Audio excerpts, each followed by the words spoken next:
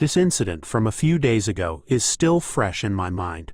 While I don't have many stories like this particular encounter stood out due to its suddenness and impact. Context: I, 24 years old, work at a TJ Maxx home goods combination store. My primary duties involve unpacking boxes in the back or retrieving shopping carts from the corrals. On occasion, especially when it's too hot for cart retrieval and there are no boxes to unpack, I handle bins of pet supplies. These bins need to be spread across several aisles, so to avoid obstructing traffic, I keep them neatly under a display table or elsewhere out of the way. While working in the pet department, I often move back and forth between aisles. Recognizing that traffic can be heavy, I always preface my movements with polite phrases like, "Sorry, excuse me, pardon me," etc., if I need to navigate around shoppers. In my experience, 99% of the time, people are accommodating and even apologize when I inconvenience them briefly. I've never had issues before, as I tend to avoid confrontation and get along well with others, unless provoked. Cut to a few days ago. The players. Me equals me, a part-time employee just trying to do my job, entitled lady. Karen, my hero, the person who stood up for me. I was organizing pet beds and turned a corner to return to my bin for more items. There I encountered the entitled lady with her cart dead center in the aisle, blocking the T-section where I needed to pass. She was engrossed in her phone, and I assumed she would move on shortly after a quick text. Politely, I waited behind her for a couple of minutes. When I gently cleared my throat to get her attention, she glared at me and shifted her cart approximately 2 inches. Sensing her reluctance to move further, I squeezed by, pressing against the shelves to give her space. I picked a few items from the bin and turned back toward the aisles, only to find Karen had returned her cart to the exact same spot, still engrossed in her phone. I tried to work around her, assuming she had an urgent reason to be there. However, other customers, now inconvenienced by her blocking the aisle for almost 10 minutes, began giving me pointed looks, assuming I was the employee and should intervene. Trying to address the situation tactfully, I stood slightly to the side of her cart, preparing to speak. Excuse me." Before I could finish, Karen snapped at me abruptly. "Karen, I'm shopping, you're working, you'll have to wait." I stood there in shock, bewildered by her sudden hostility. Her dismissive tone and refusal to move despite my polite approach left me speechless and hurt. As someone with moderate PTSD, sudden confrontation triggers my anxiety, often causing me to cry in response to fear. I didn't want to break down in front of customers, so I excused myself to the break room to regain composure. Returning to the sales floor, I heard more raised voices, not directed at me this time. In the pet department, I saw Karen engaged in a heated argument with my hero, an older gentleman who had witnessed our earlier exchange.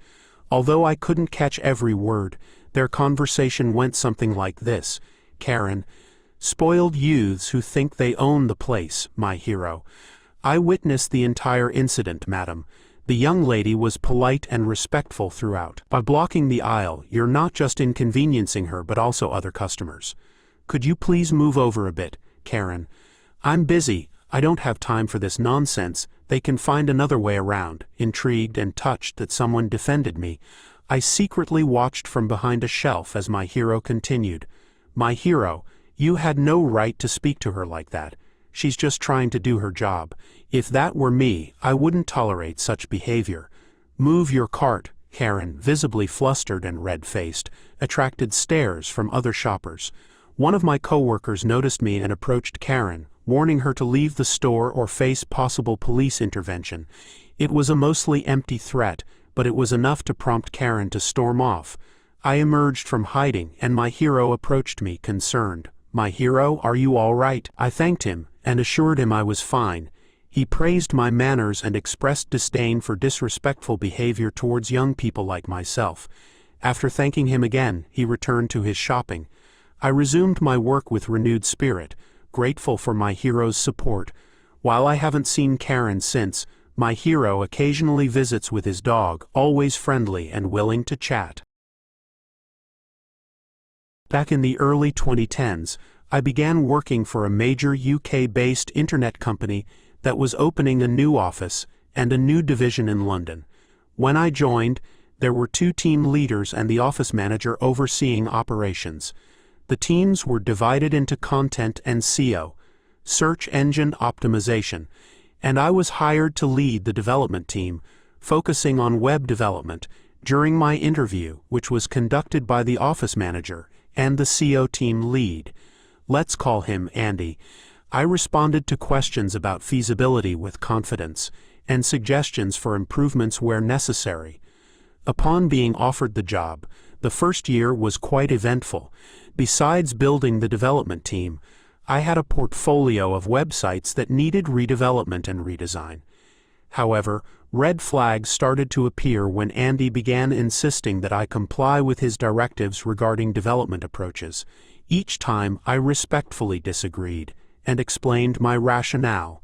This would often lead to Andy complaining to the office manager about my decisions. However, the office manager, recognizing my expertise in web development, supported my decisions, diffusing the situation each time.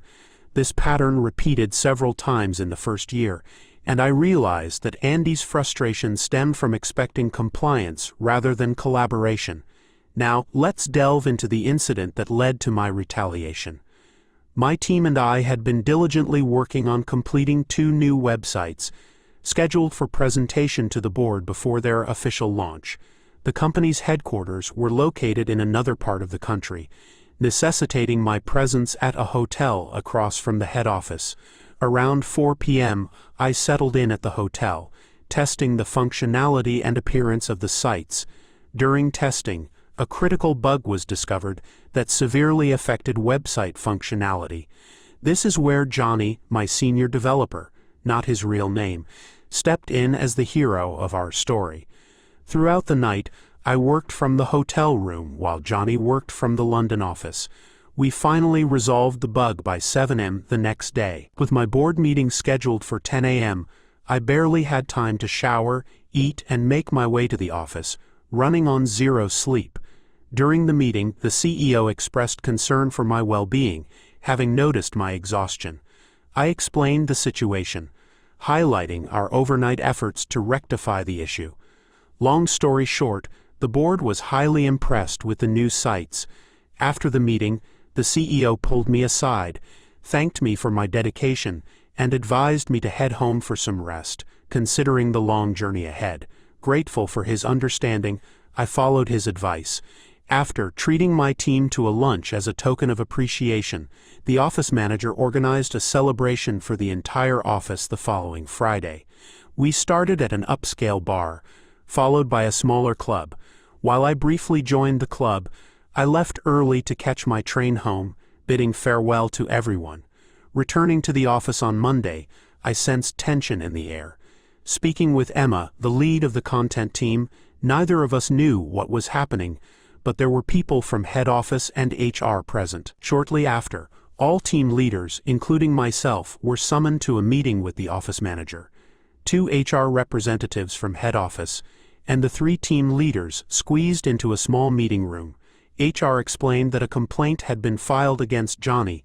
Allegedly, a member of the SEO team, let's call him Mark, had called Andy on Friday, accusing Johnny of making racist remarks during our office night out.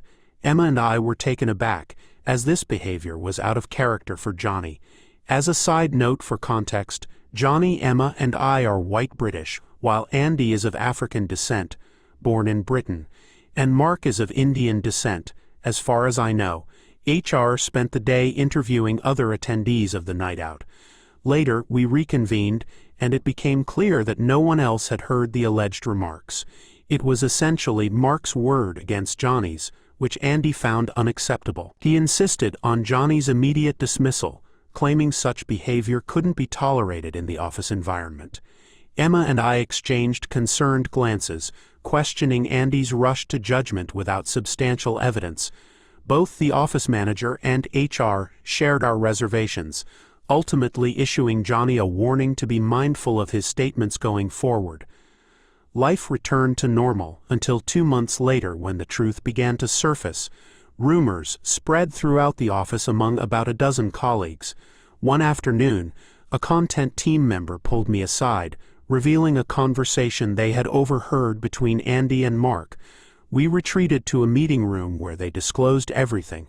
What I heard incensed me beyond measure. Had I been a cartoon character, steam might have billowed from my ears. According to the colleague, the racism allegation was fabricated as part of Andy's scheme to undermine my authority because I hadn't yielded to his demands. They had orchestrated the complaint against Johnny with plans to escalate it, undermining my leadership. I asked why this wasn't brought up during our initial interviews. They explained that they had, but it was their word against Andy and Mark's.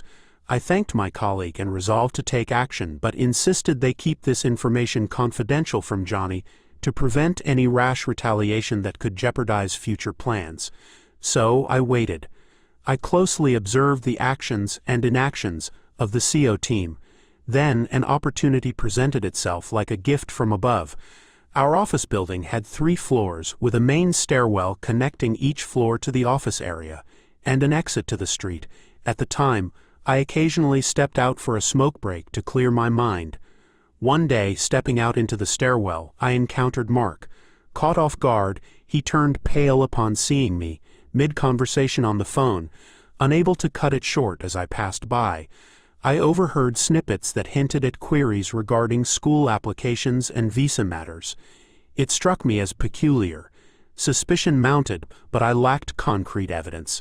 A few days later, during a visit to the head office, I spoke with our new office manager, who resided near the head office and was primarily based there. I shared what I had overheard from Mark and suggested the company verify his visa status.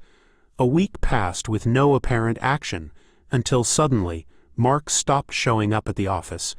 A colleague from the CO team informed me of his immediate termination due to visa non-compliance, with the company opting against sponsoring a new visa. Through casual office chatter, I learned that Mark, originally from Dubai, had been residing in the UK under his wife's student visa, which had expired with her course completion. Leaving them a brief window to secure alternative arrangements, everything clicked into place.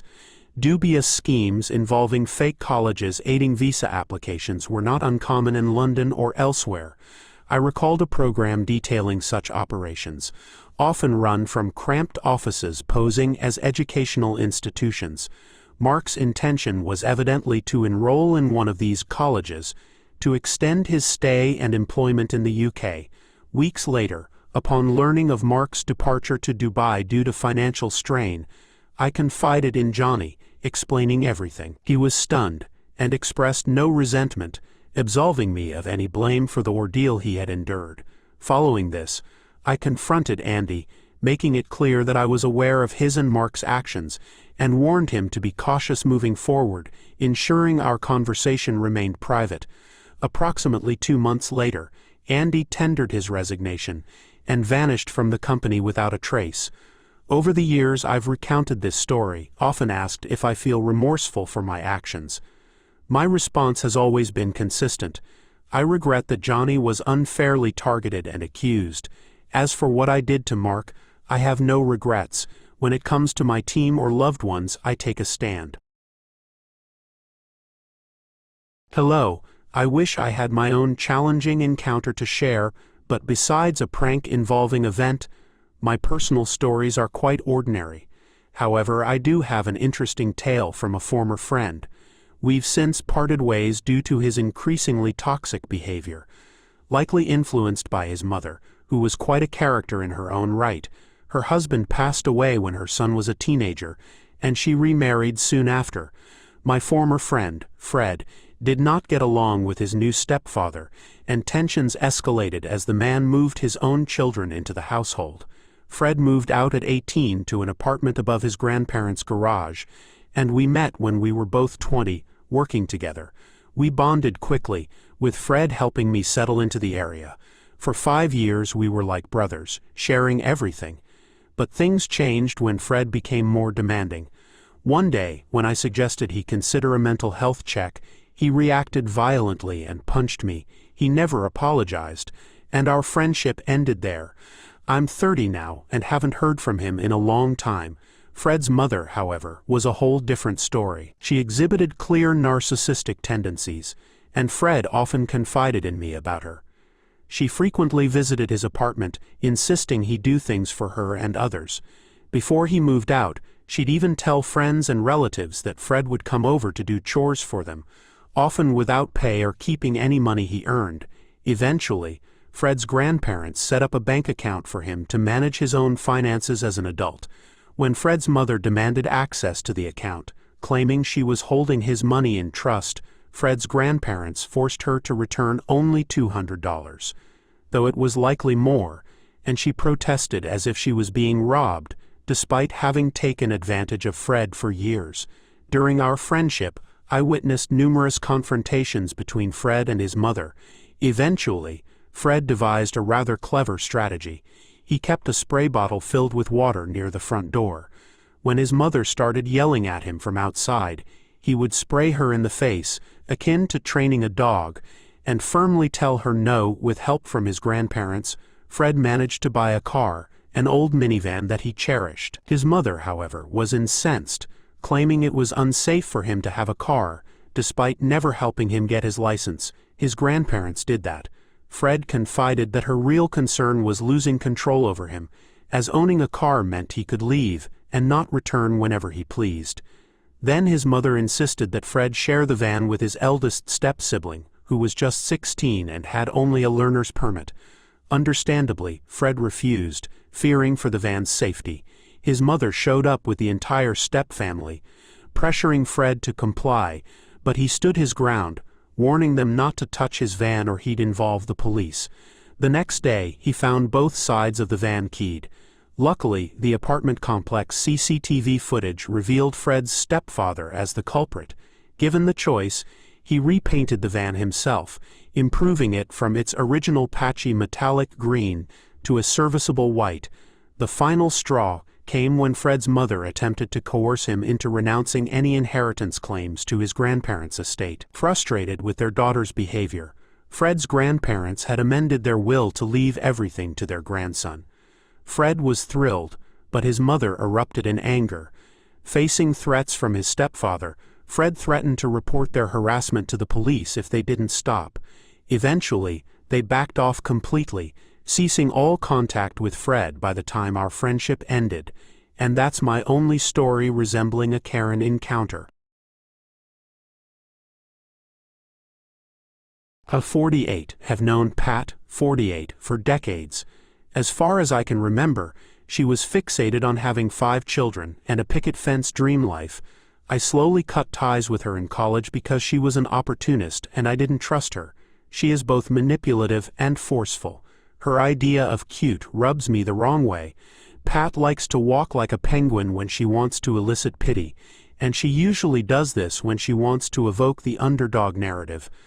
I've never seen someone act so despicable and ridiculous at the same time. I moved on with my life, happily got rid of her for years. Pat eventually found me on Facebook. I accepted her friend request out of politeness. Pat has become the epitome of a permissive mother. Her 5 kids do as they please, and she never calls them out. She tried to force a relationship between me and her daughters, and made them call me auntie. Pat tried to drop them at my house uninvited. Her phone calls were insistent. She tried to monopolize my time, and she began to show up at my job. I created some boundaries, so she tried to find loopholes. It was a nightmare. My husband and I hosted a party for the community center, not the real name, new members. The community center is actually a very informal initiative, and my husband and I mainly serve the homeless population. We prefer to help strangers instead of catering to potentially narcissistic acquaintances. We don't mind lending a hand, but we have encountered truly dishonest choosing beggars. There are other services, like one of the members who helps women get their wedding and prom dresses for free. The community center location headquarters is actually a farm owned by an elderly couple. There is a barn, a venue, and a very nice green field with an artificial lake and some fowl. They charge for the use of their facilities, weddings, etc., but not for community-oriented stuff. Pat had always been salty at her husband for demanding that she go back to work after baby number 3. In the meantime, he worked 3 jobs. She demanded he get her pregnant to fulfill her dream of having 5 kids. He didn't agree because he was already nearly 45 and felt like he might never be able to retire. She got away with bringing new babies into this world anyway. Her fascination with being pregnant comes from all the attention she gets. She had at least 1 miscarriage in between each kid. Pat latched on to our group. She never missed any of our activities.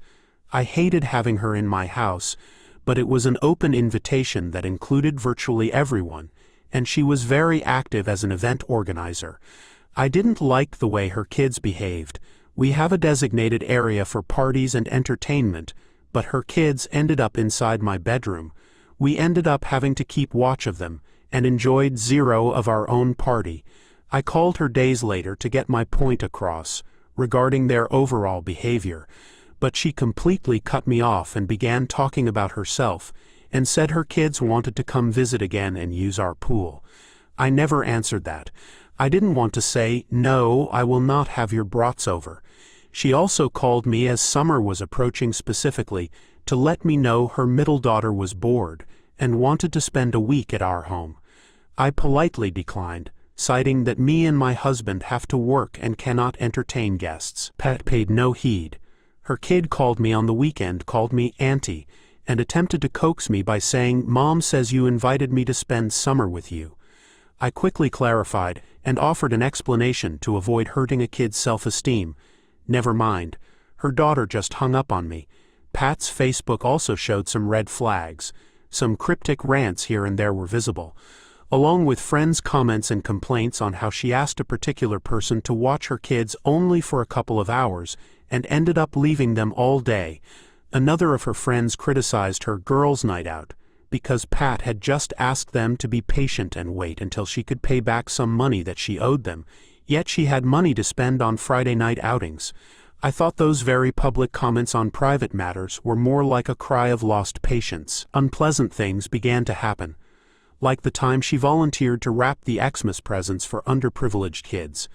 We all wanted to create a mix of less costly gifts with really nice ones. Surprisingly, some nice and eye-catching toys and games went missing but turned up under her Christmas tree, courtesy of her mother-in-law's Facebook posts. No one could prove anything, but it was hate-inducing. Or the time my daughter called me in tears to pick her up after she attended Pat's daughter's birthday, Casey. My daughter had been ignored all night because she didn't gift her the expensive gaming stuff Casey practically demanded. My daughter did ask, but I said no, we would buy her a very nice and thoughtful present according to her taste. So when I went to pick her up, my daughter was sitting alone in the living room while Casey and her friends stayed outside. Stories about Pat and her family multiplied. The owners at the farm community center decided keep their gates locked unless they had guests or events because Pat got in the habit of driving in whenever she pleased, and it was either her kids screaming and disturbing ongoing weddings, throwing rocks at the koi in the lake or harassing the geese in the yard, or how she stiffed another soccer mom with the lunch bill and then pulled the struggling financial card, or how other parents hated her because she created unnecessary hostile competition. When my daughter turned 13, I allowed her to wear my grandma's ring. It's not an expensive piece of jewelry, but it's vintage and girls nowadays want to look boho. My granny gave it to me when I became a teenager, so I passed it on to my kid so she could wear it on her birth week. It was weird that she became quiet and distracted after that. She also didn't want to go to school, and my husband and I became suspicious. She never opened up, and my other kids had no clue. We went to her school, but her teachers assured us nothing had changed in her environment.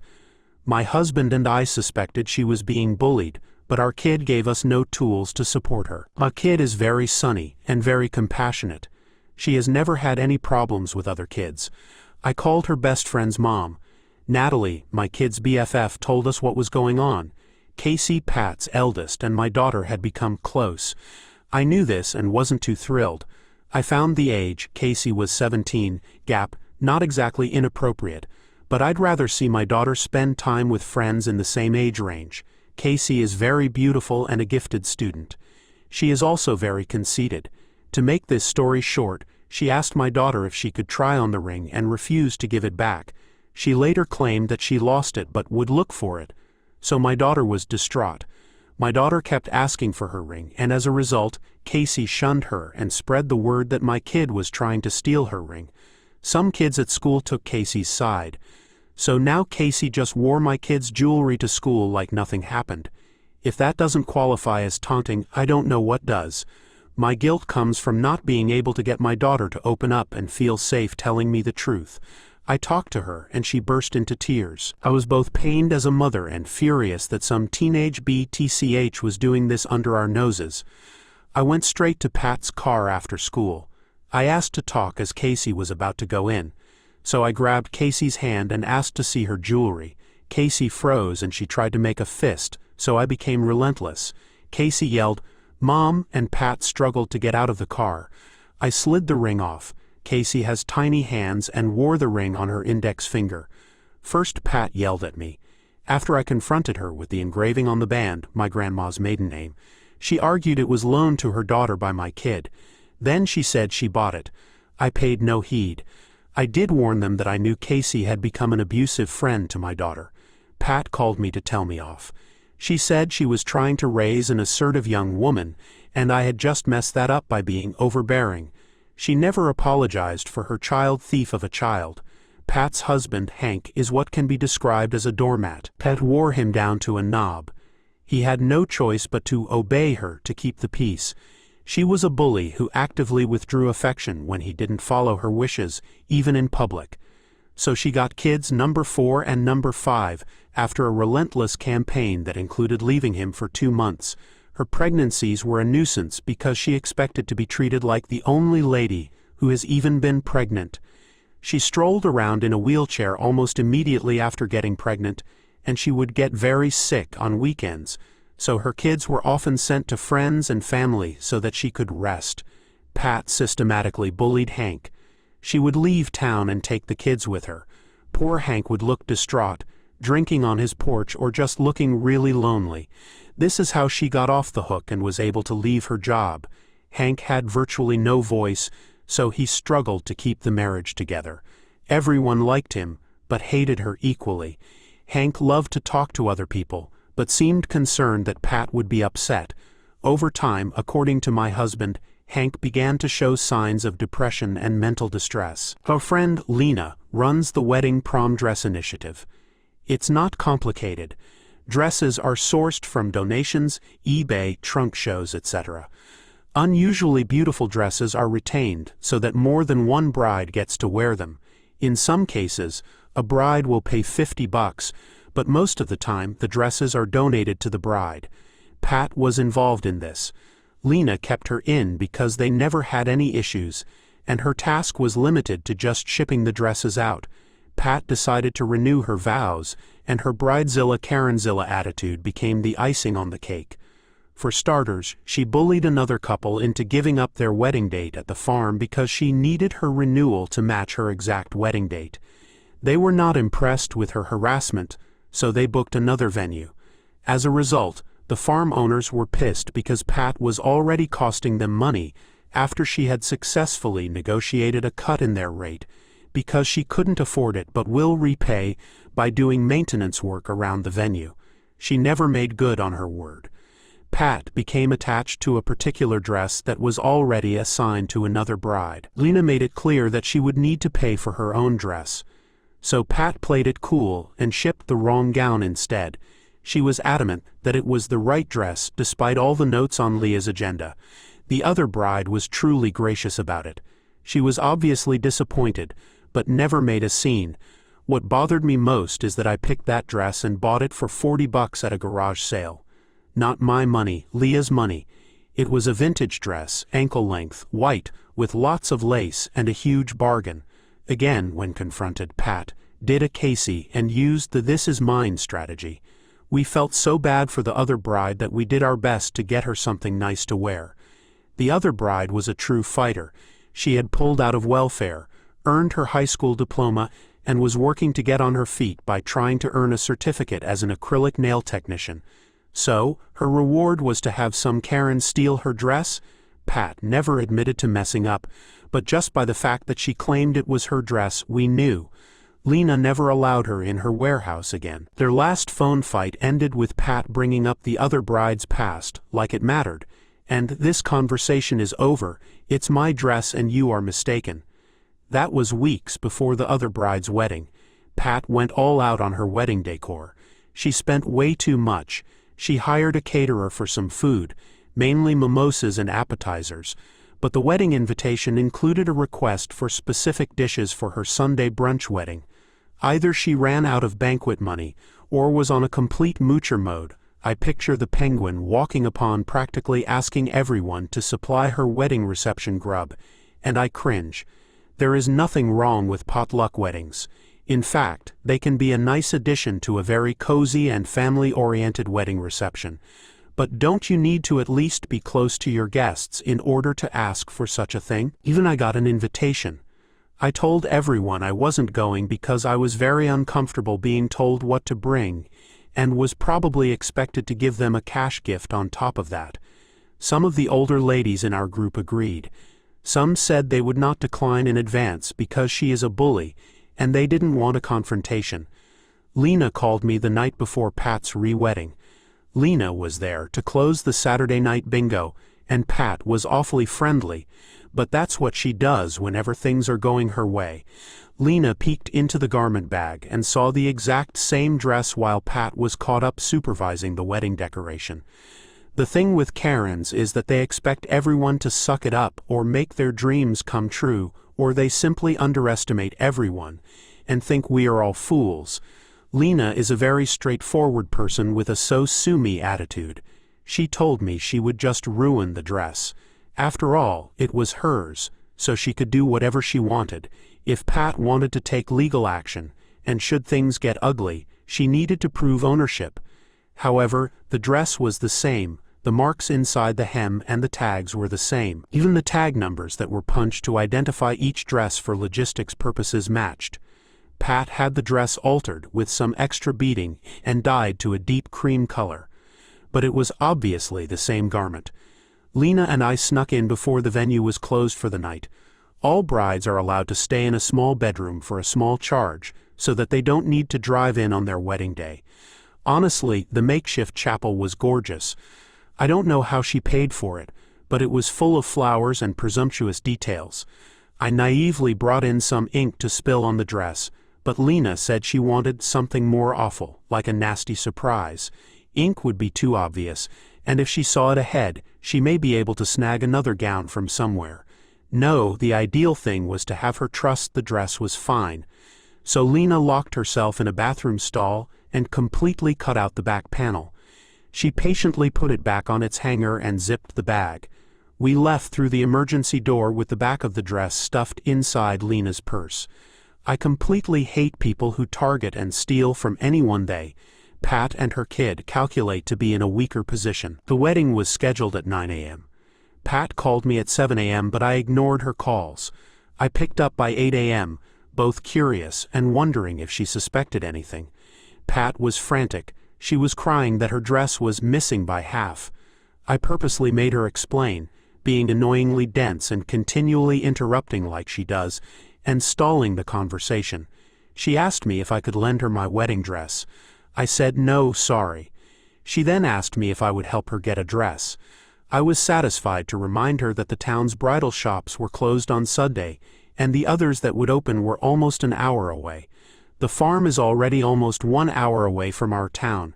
If Pat could get a shop to rent a dress, she would need to try the dress on and get it steamed. Even if the dress was ready to wear, it would easily take more than 2 hours. Round trip. She tried to ask me to go pick out a dress. Who would pay for this? Even if a shop were open and brought her a dress, it would add to the cost. Also, these shops open at 10 or 9:30 at earliest. By the time they got to her, it would be time to wrap up the wedding because she needed to clear the venue by 12 o'clock for the next event.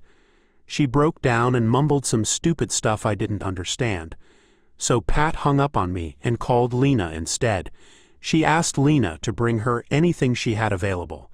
Lena and I ended up delivering the most outdated, moss-smelling, oversized dress. Pat's disappointment was a mix between angry and emotional. She also tried to wear her knee-length silk bridal slip as a wedding dress, but it was too obvious and it really looked cheap. She tried to get her daughter to give her her own dress to wear with an open back zipper due to fitting issues, but Casey refused, asking if she was supposed to attend the wedding naked. She got a point, plus Casey is petite. The dress needed a petticoat to plump up the skirt, which wasn't available. So it dragged all over the floor and Pat had to keep pulling it up. Pat walked down the aisle with one hand on her bouquet and another one grabbing her dress. The dress looked limp and weird with the arrangements of pins they didn't show that caused the sleeves and neckline to pucker into messy rims. She spent the ceremony looking uncomfortable and out of place. Very few people attended, but that was not part of any revenge. That was just how people reacted to her entitled attitude. The dress looked awful. The reception portion of the wedding had all this princely decoration, a very nice cake, and a bridezilla with a dress from hell. I didn't stay, but I was told she was so disappointed she spent her wedding sulking. There was no dance, no actual speech. She had to change into a shirt and leggings because the dress was too uncomfortable. Everyone talked about how Pat put on her flip-flops and walked around aimlessly, until she ordered the ushers to start folding up the chairs within 1 hour of the reception. So she practically kicked everyone out, and the cake was never cut. Pat wasn't the same after this. She was not as loud and avoided everyone. I think she was disappointed that nobody ran to her rescue, not even her family who came from out of town. Her husband finally cracked under all the pressure and sought some help. He was slaving away and coming home to clean the house while Pat used her kids as an excuse to spend like crazy. Hank also had to do kid homework because Pat never had time or never had patience. She also refused to get a part-time job so her kids could attend an after-school and get help with their school stuff. Therapy seemed to help Hank, because the last time Pat left with her kids, he didn't seem distraught. He would be riding his bicycle, and could be seen more relaxed while mowing his lawn. Hank told my husband that he had contemplated suicide after their third kid. When Pat returned, he maintained the routine but was interested in going out by himself and doing things for himself. We began to see Pat alone all the time. Hank was seen less and less in the same car, and eventually moved in with his parents. He filed for divorce on the grounds of emotional cruelty, and I don't think he won. Instead, I'm not sure of this because this is what I was told. There was some sort of a settlement or agreement that she would not get close or interact with him unless it has to do with the kids. I also don't know if Pat even actually suspected what happened to her dress. She slowly pulled away from the community center and became less active in social gatherings. Pat also removed me from her Facebook, as well as mostly everyone else from school and the center.